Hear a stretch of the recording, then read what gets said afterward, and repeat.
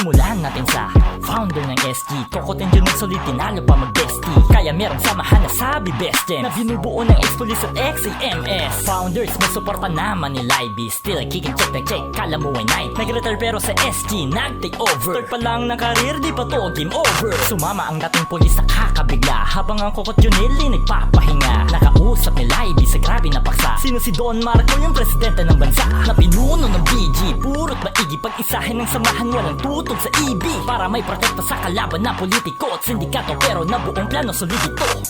Aming katapatan sa bit-bit na pangalan, SG lamang dadalhin hanggang sa kamatayan.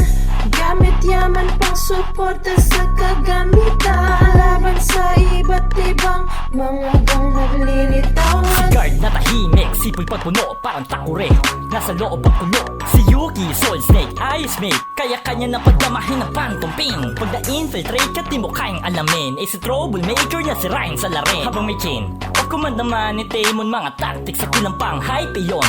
Van sa impulsive, pero puro yan. Kahit na bata pa yan, tsak may future yan. Von Flores sa Sonic, sobrang intense, walang makaka-segway, perfect defense. Ex-police na si Melcher, dirty cut sa core niya. Hinahanap ng pulis, tagpuan ni Moira. Na driver si Lucy, pang bangkay si Smart. Tapos si Caesar sa black market, as ang RA for merchant.